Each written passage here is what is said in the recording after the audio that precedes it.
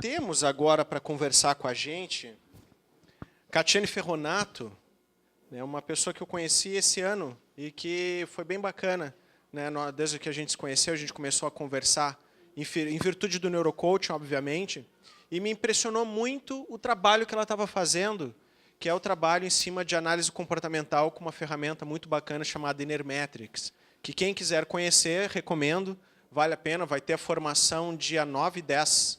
É semana que vem, né? Sábado e domingo que vem, então quem tiver interesse, fala com ela, vale muito a pena. Só para vocês terem uma ideia, eu acho que ela nem vai falar sobre isso, né? Então posso falar um pouquinho? Beleza. Só para vocês terem uma ideia, a devolutiva dessa análise comportamental tem mais de 70 páginas. Então imagina só, a gente está falando sobre autoconhecimento, sobre desenvolver propósito, nada melhor do que eu ter acesso a uma ferramenta, que ela é online, vocês recebem um link, vocês vão fazer responder as perguntas, e ela vai te dar uma devolutiva de 70 e poucas páginas sobre como é a tua personalidade. O que te motiva, o que te inspira, como tu funciona. É um raio-x, é impressionante. Assim, tu olha e diz, tá, mas como assim leram a minha mente? De tão bom que é. Então, recomendo muito. Nossa amiga Lisa, ela fala que a junção do Inermetrics com o Neurocoach tende a ser nitroglicerina, né? Inclusive, a gente está conversando muito para daqui a pouco incluir, provavelmente, aí dentro do Neurocoach. Ainda estamos vendo como é que vai ser feito isso, mas é uma baita de uma ferramenta que eu recomendo. A Catiane vai falar hoje sobre o seguinte, ó, você é a sua maior obra. De nada adianta construirmos impérios se o desenvolvimento de nossos talentos natos não ocorrer. O processo de nossa construção, o processo de construção de cada pessoa é único e incrivelmente recompensador. Agora eu vou falar da Catiane. Quem é a Catiane? Catiane Ferronato é treinadora de analistas comportamentais Inermetrics, administradora de empresas, empresária, palestrante, coautora do livro Mindset do Empreendedor, especialista em treinamentos de análise comportamental e estudo de clima organizacional. MBA em Coaching, com ênfase em um negócio estranho lá, PNL. Neurocoaching, membro da Sociedade Brasileira de Coaching, com formação em personal e profissional coaching. Carreira em coaching, Positive Coaching, putz, tem coach pra caramba aqui, a guria sabe tudo de coaching.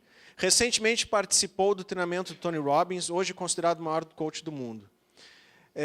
Que mais? Tendo o coach como área de referência, atua em processos individuais e empresariais, desenvolvendo líderes, equipes e profissionais. Catiane Ferronato, por favor.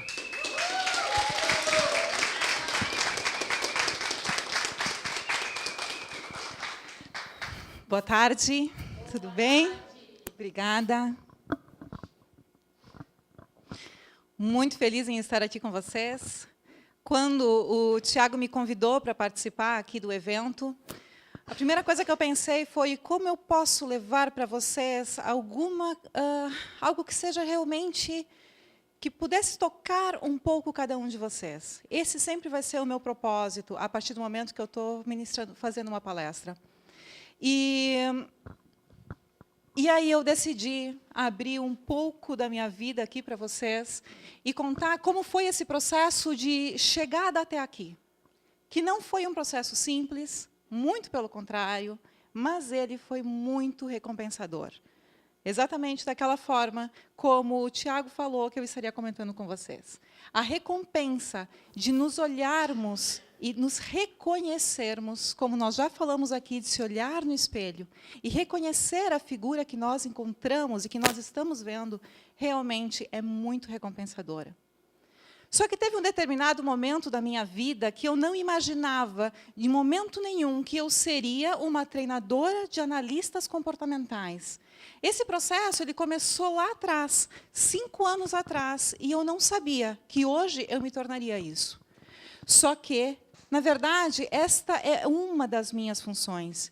É algo que eu intitulo hoje porque é a minha principal área de atuação. Mas a gente é muito mais do que isso, não é? Nós somos muito mais do que uma definição de um cargo, uma definição de uma função de vida. Nós somos uma união de diversos talentos, nós somos uma união de diversos papéis. Só que em determinado momento da minha vida, quando eu olhei para mim, olhei no meu olho E eu me perguntei o que eu estava fazendo da minha vida. Eu não gostei da resposta.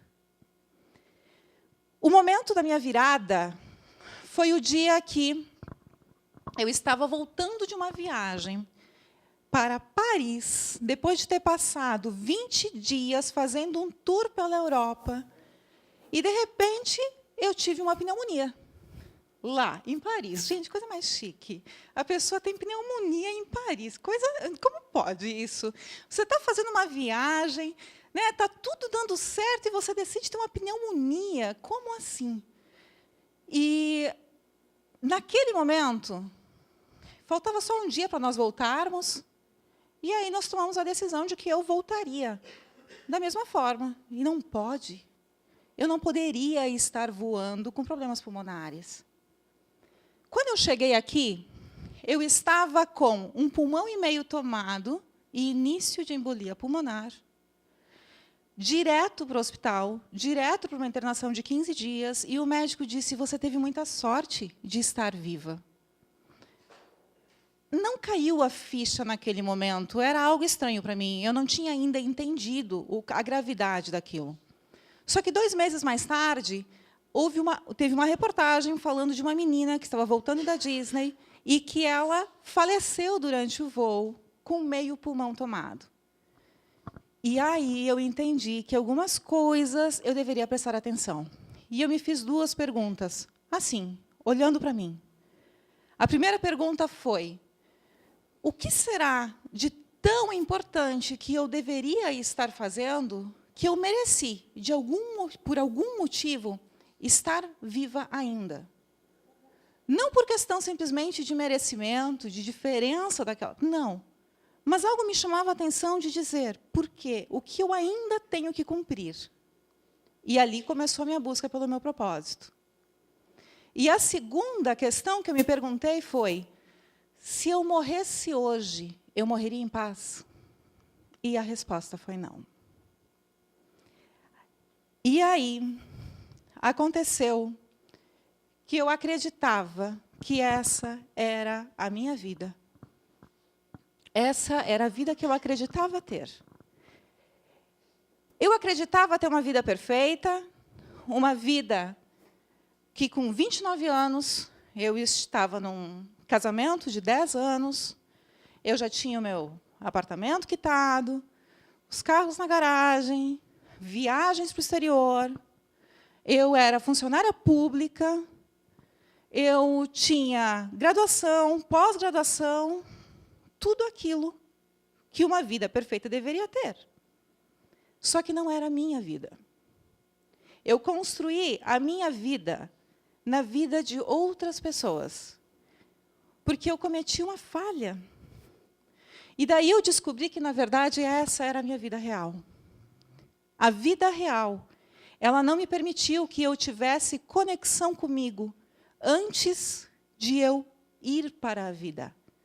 Por quê? Por que eu digo isso? E aqui, falando de neurocoaching, e agora vocês vão...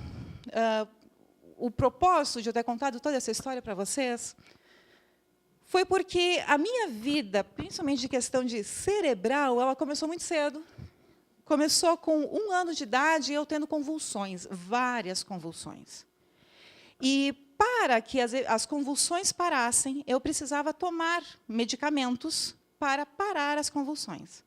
E aquele medicamento ele foi continuamente tomado até eu completar 15 anos. Até os 15 anos, eu simplesmente estava fora do meu comportamento normal. Então, até os 15 anos, por eu estar fora do meu comportamento normal, era muito difícil eu saber o que era importante para mim. E eu simplesmente seguia um fluxo, que era um fluxo de outras vidas, de outras pessoas, não as minhas, não o meu fluxo. Para piorar a situação, com 5 anos de idade, eu entrei na primeira série. E com 16 anos de idade, eu estava saindo do ensino médio. Com 16 anos de idade, eu estava entrando para a universidade. E, naquele momento, eu também tive que tomar a decisão em cima de uma pessoa que, na verdade, não fazia a mínima ideia de quem era. mas tinha que tomar a decisão de começar uma faculdade. E aquilo, é claro, que foi uma faculdade, não digo errada, porque hoje eu não acredito em certo e errado. Eu jamais direi que um comportamento meu, que uma atitude minha foi certa ou errada, assim como eu sempre sugiro que nós pensemos dessa forma. Por quê? O que nós temos em certo e errado é só, na verdade, um resultado que talvez nós tenhamos gostado ou não de algo que nós tenhamos feito com os instrumentos que eu tinha naquele momento. Como que eu poderia ter tido um melhor resultado se eu não tinha instrumentos para poder tomar a melhor decisão? E eu tomei a melhor decisão que eu pude. Então, não foi a decisão errada. Mas isso começou a me trazer a questão de o quanto era importante eu começar a buscar pelo meu conhecimento antes de eu tomar novas decisões. E, neste momento que eu me deparei com essa vida real, vieram as rupturas. Porque eu percebi que, na verdade, todo aquele processo de construção tinha sido um processo de construção em cima de comportamentos, atitudes, valores e desenvolvimento de pensamento mesmo que não eram meus, que eram aquilo que eu acreditava ser o ideal. E eu simplesmente não sabia por onde começar. Porque eu via essa cena, eu me via dessa forma, e eu não sabia como começar a unir esses cacos. Então, com 32 anos, eu decidi que eu começaria a juntar os cacos. E a primeira coisa que eu percebi foi que, na verdade, o meu casamento teria que ser rompido. E foi a primeira decisão que eu tomei. Rompi o casamento, percebi que eu também estaria em outra casa, eu saí de casa, eu troquei de emprego, eu continuava empregada pública, mas eu troquei de área. E foram várias limpezas dessas ideosferas, sem nem mesmo eu saber o que eu estava fazendo. Mas eu estava confiando naquilo que o meu instinto estava dizendo. Eu ainda não tinha consciência, e eu ainda não tinha conhecimento para tomar dessas atitudes de forma consciente. E eu comecei também a perceber que, depois dessa ruptura toda, depois de aproximadamente 1 ano, primeiro, claro, naquele 1 ano inicial, tudo que eu ouvia eram julgamentos e mais julgamentos. A partir do 2º ano, eu comecei a ouvir algo muito estranho, que não soava para mim natural, que era as pessoas dizendo: te admiro pela tua força. E, quando eu olhava aquilo, eu dizia: gente, como assim? Eu não chegava a falar, mas eu pensava comigo: será que ninguém vê que eu estou aqui destruída? E que isso não é força. E eu, uma pessoa que sempre está em busca de entender o que tem por trás disso tudo, eu comecei a buscar conhecimento para ver como que eu poderia me ajudar e, quem sabe, mais adiante ajudar outras pessoas. E eu percebi que, de repente, a gente se depara com pessoas como estas pessoas, que elas têm algo em comum. O algo em comum delas é o mesmo algo em comum que havia comigo. São pessoas que tinham atingido um certo sucesso. Quando a gente fala do Heath Ledger, ele fez o melhor filme, o melhor papel de Coringa. E, de repente, ele simplesmente estava morto em uma cama por excesso de medicamentos para a depressão. A forma como a gente enxergava ele jamais era a forma como ele se sentia. Elis Regina, quando a gente lembra dela, a gente não lembra do talento. A gente não lembra da dor dela. Só que foi a dor dela, que estava lá dentro dela, no padrão de pensamento dela, que levou ela à overdose. Recentemente, a gente recebeu a notícia do padre Fábio de Mello com depressão, com síndrome de pânico. uma pessoa, teoricamente, olhando de fora, a gente vê, poxa, cheia de sucesso, espiritualizada. O que falta para essa pessoa para me dizer hoje que está em depressão, que está em síndrome do pânico? Um humorista que comete suicídio. Nessa minha busca, eu descobri algumas coisas. E uma delas foram algumas pesquisas que eu poderia ter trazido páginas e páginas e páginas de pesquisa. Porque todas se repetem. A cada 6 meses, a cada 1 ano, sempre dizem a mesma coisa. Cato disse, 7 a cada 10 profissionais estão insatisfeitos com o seu trabalho. No blog Administradores, 80% das pessoas estão insatisfeitas com a sua profissão. No site do G1, 72% das pessoas estão insatisfeitas com o seu trabalho. E vai, e continua, e continua. Hoje, a análise comportamental que eu represento, ela foi baseada em uma pesquisa dessas. Em uma pesquisa de 1999, que identificou que 50% das pessoas estavam insatisfeitas com as suas performances no seu trabalho. Lá em 99, nos Estados Unidos. Ou seja, a nossa realidade não muda. Não é diferente da deles. O que é diferente de realidade, talvez? Quem está nos 20%? Quem está neste percentual que não está nos 80%? Foi assim que eu decidi sair daquele fundo do poço, mascarado de paraíso em que eu estava. Lá naquele meu fundo do poço, eu comecei a perguntar o seguinte: se tem 80% das pessoas que são insatisfeitas, o que 20% faz para não ser? Para ser feliz? Se aqueles 20%, se eu descobrir o que aqueles 20% estão fazendo, eu posso tanto trazer essa realidade para mim, quanto levar essa realidade para outras pessoas. Mas a busca foi realmente insana. E não foram por 30 dias. Foram por anos. Foram por anos que me construíram para chegar até aqui hoje para falar com vocês.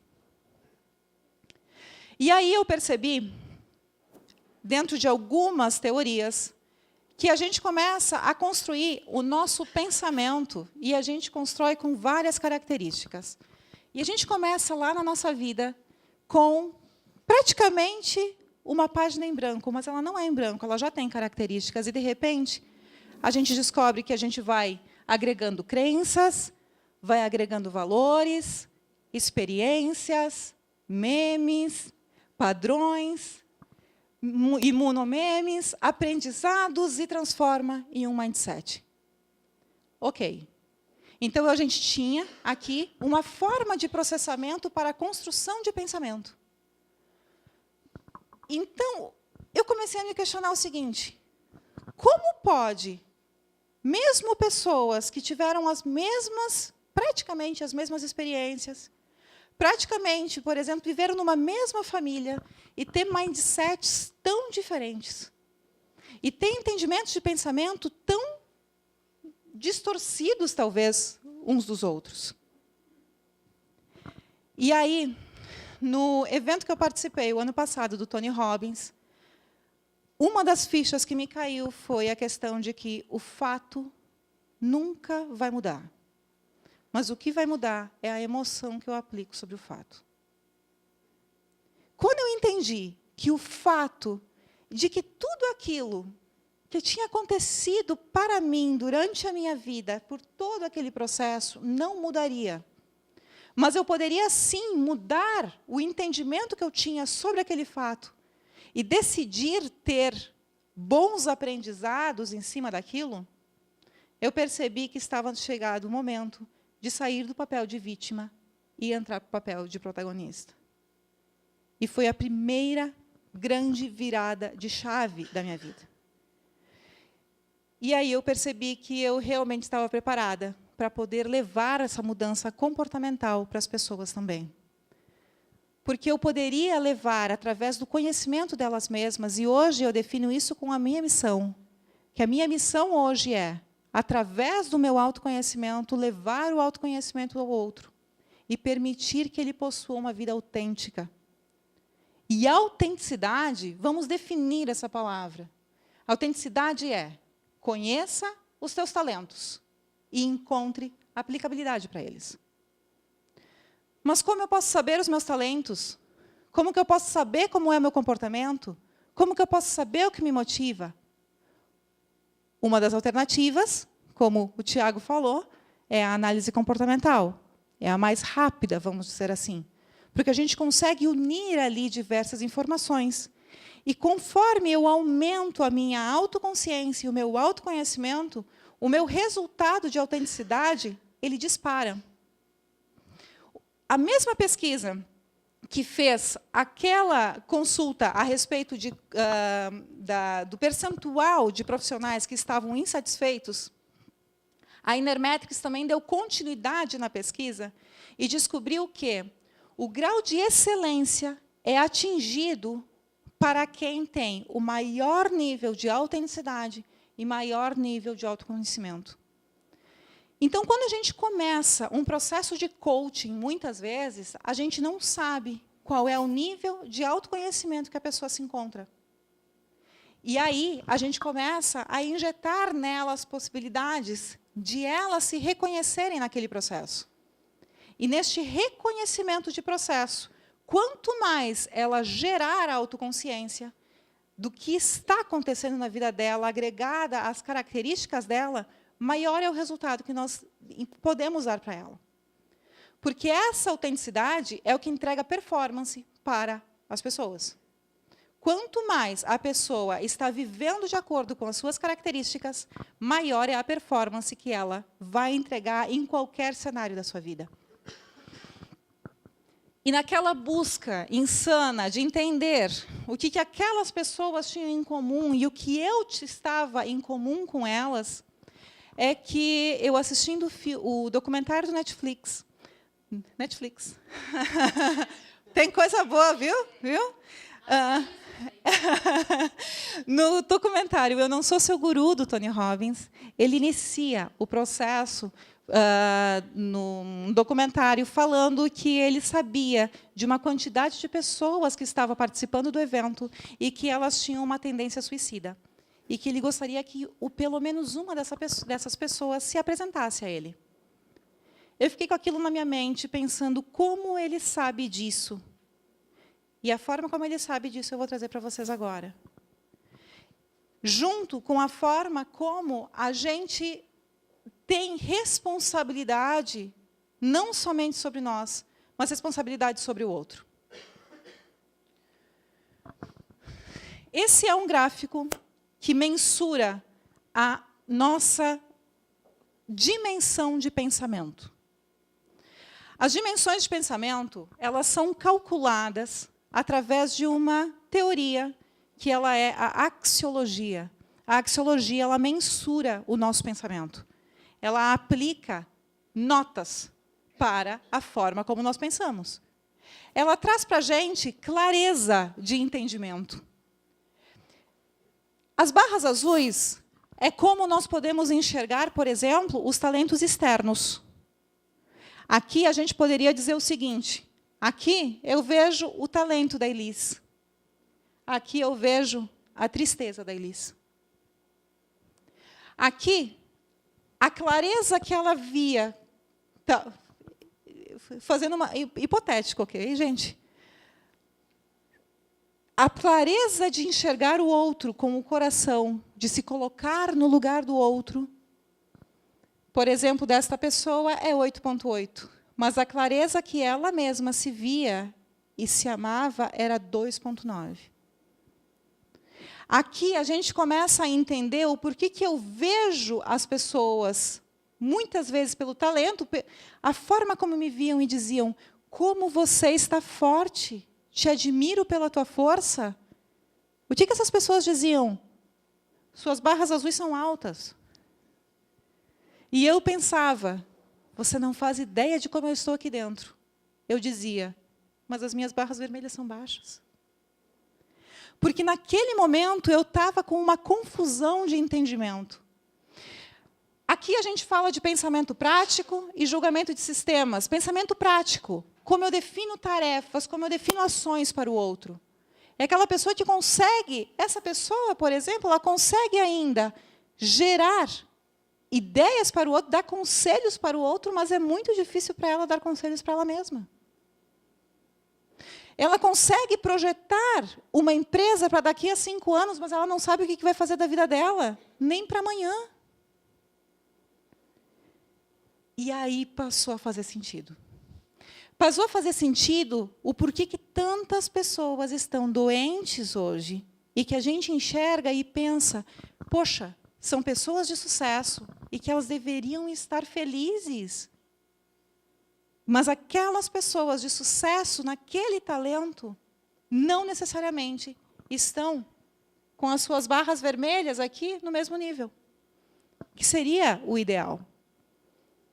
Quando a gente consegue elevar o nosso carinho por nós mesmos, o nosso reconhecimento, quando eu consigo fazer um planejamento para mim, quando eu consigo ter clareza deste pensamento, eu consigo entrar em ação e realmente ter equilíbrio entre todo o sucesso, que é o sucesso dos meus talentos e o sucesso das minhas atitudes.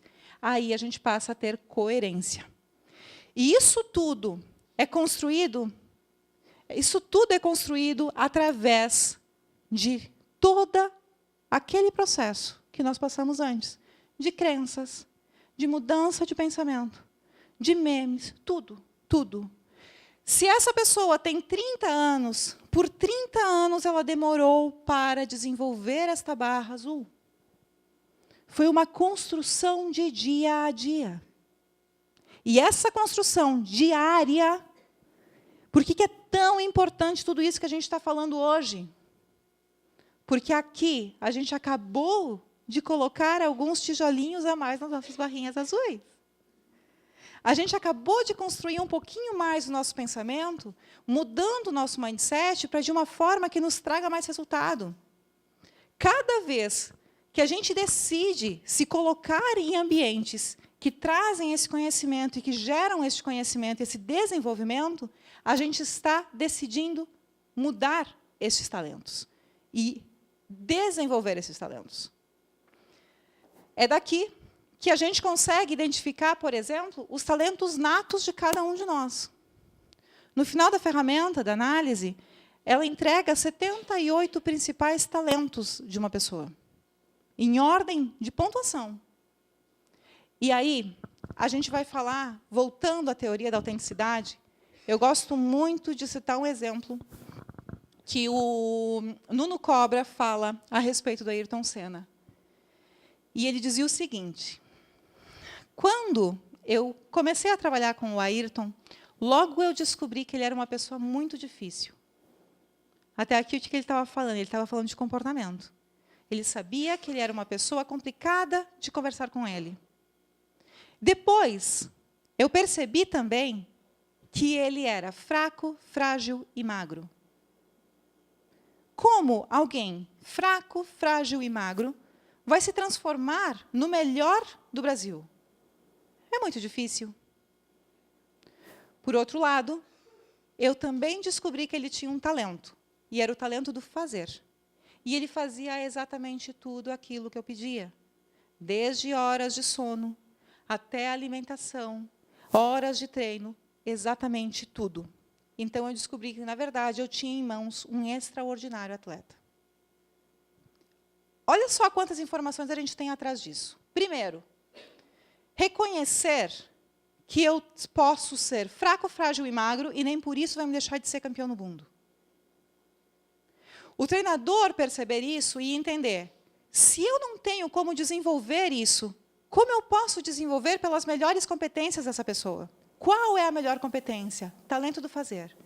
Eu oriento ele para fazer, e eu tenho o melhor resultado dessa pessoa. E ainda, ele tinha um comportamento difícil. Ter um comportamento difícil é o quê? É eu não saber me comunicar com aquela pessoa de uma forma efetiva. A partir do momento que eu tenho o conhecimento dessa pessoa, eu também tenho a possibilidade de saber como me comunicar efetivamente com ela. E por isso que lá no início, aquele primeiro processo de olho no olho de nós mesmos, é para saber como que a gente tem que se comunicar efetivamente com nós mesmos.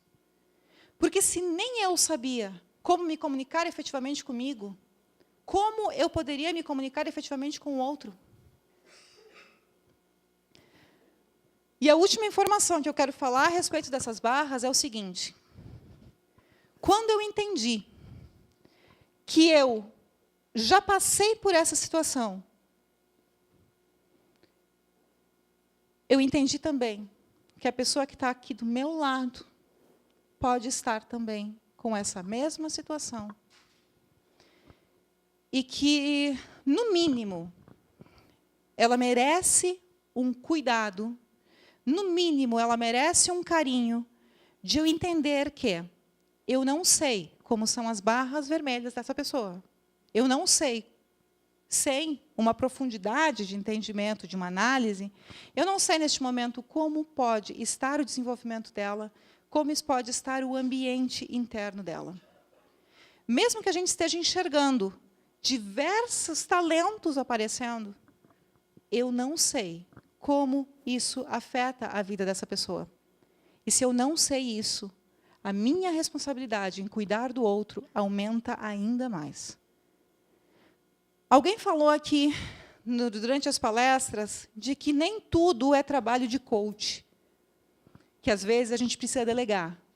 Às vezes, a gente precisa pedir ajuda de um psicólogo, de um psiquiatra. E essa é uma incrível possibilidade de nós termos um direcionamento correto dessas pessoas. Eu tive... A primeira pessoa que eu peguei com tendência suicida era um menino de 18 anos. E foi muito difícil eu perceber que, na verdade, eu tinha em mãos aquela pessoa e que eu precisava ajudá-lo, mas eu também precisava de ajuda de outras pessoas. E quando eu percebi aquilo, que eu vi que eu tinha aquela pessoa em mãos, foi incrível, porque foi a mãe que me contratou para a gente fazer o processo dele de encaminhamento, de descoberta profissional. E eu pedi para ela, eu disse, olha, a gente precisa, eu faço, mas eu não farei sem um psiquiatra em conjunto. E aí fomos atrás, ela primeiro começou o processo e depois a gente entrou com o coaching. Em 2 meses de processo, ele chegou a uma autoestima 6,9. Ele saiu de uma autoestima 1 e algo, 1,4, se eu não me engano, para chegar a uma autoestima 6,9, em 2 meses de processo. Por quê? Porque a gente viu isso e a gente pôde atuar especificamente naquilo que faria a diferença para a pessoa. Nosso papel como coaches, nosso papel como pessoas que trabalham com pessoas, porque mesmo nós sendo pessoas que trabalham com coaching, com desenvolvimento humano ou não, se a gente simplesmente for uma pessoa que convive com outra pessoa, o nosso papel sempre é estar cuidando de como nós vamos cuidar do outro. A partir desse entendimento, a partir do momento que a gente entende que nós sempre temos responsabilidade sobre as nossas atitudes e também sobre o outro, a gente percebe que sucesso sem realização não serve de nada. Sucesso sem realização profissional também é fracasso. Sem realização pessoal é fracasso. Chegar num objetivo e que seja fora do nosso propósito, que seja fora do que nos faz realmente o coração bater forte, é fracasso. E foi por isso que, lá atrás, quando eu me olhei no olho e perguntei o que eu estava fazendo da minha vida, eu tinha alcançado sucesso, mas eu não tinha alcançado realização. Por isso ficou tão claro, e hoje é claro para mim, entender a diferença entre sucesso ou fracasso. Aqui eu quero contar uma breve história para vocês, que foi uma história que deu um insight na minha vida, de perceber o quanto o nosso papel, o quanto qualquer pequena coisa que a gente possa fazer pelo outro pode mudar demais a vida do outro. E eu sempre gostei de escrever, eu sempre tenho blocos e papéis e canetas na bolsa, porque se vem um insight, eu preciso escrever e não vem com essa de que é nota no bloco do celular. Não. Porque não tem o mesmo insight, não tem a mesma inspiração. Assim como, às vezes, eu acordo de noite com aquela ideia e eu paro tudo e eu começo a escrever. E aí eu me dei de presente uma viagem há 3 anos atrás, uma viagem para a Austrália. E nessa viagem aconteceu um momento que foi um momento que, quando a gente são 14 horas de mudança de fuso, né? Então você está voando e você não chega nunca. É muito tempo que você está voando, né? E de repente eu percebi que eu embarquei, era noite, né? Passou aquele processo, continuava voando, aí de repente chegava no outro destino, ainda era noite, depois continuava voando e era noite, e foram 20 horas seguidas de noite. E, em determinado momento, eu olhei pela janela do avião e eu vi o solzinho tentando nascer, né? Ele é na curva da Terra, assim, tentando nascer o sol. Só que o avião estava na frente e estava mais forte, estava mais rápido do que o sol conseguia chegar. E tinha passado 20 horas e eu tinha dormido as 20 horas, gente. Que é isso? Como é que alguém pode dormir 20 horas? E eu dormia o tempo inteiro e eu percebia que o meu corpo todo estava naquele estado de cansaço mesmo, naquele estado de espera. E quando eu vi aquela bordinha do sol nascendo, eu comecei a sentir no meu corpo a sensação de o dia está nascendo, eu preciso acordar para ver o que está acontecendo lá fora. Nesse momento, eu percebi o seguinte, eu percebi que a gente sempre vai estar preparado.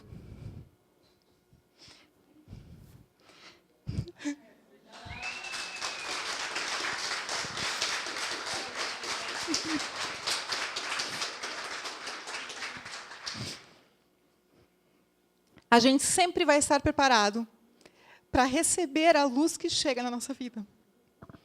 E nós sempre temos que estar preparados para levar essa luz a alguém. Porque sempre tem alguém esperando por isso.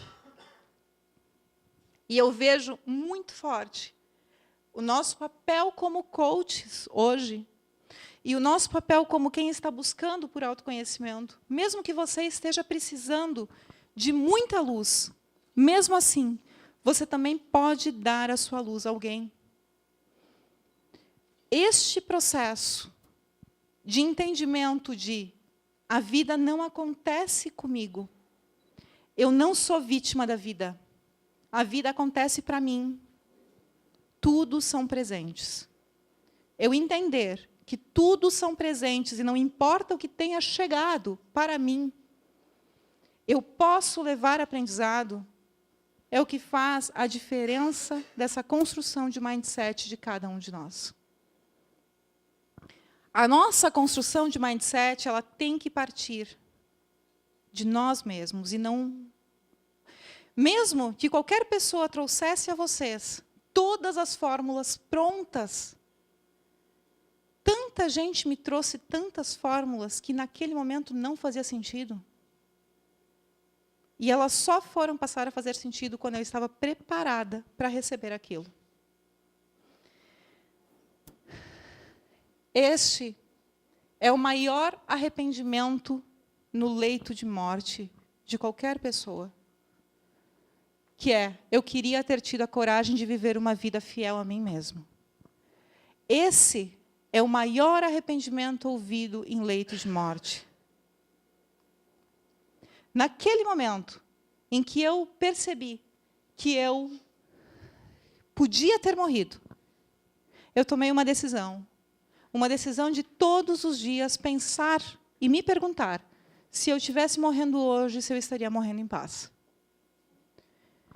Foi muito engraçado esse processo, porque eu falei isso para minha família, por exemplo, e eles diziam, meu Deus, para que você vai pensar em morte?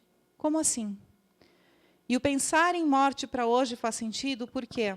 Porque ter a finitude da vida nos faz querer viver cada dia sendo o melhor que ele pode ser.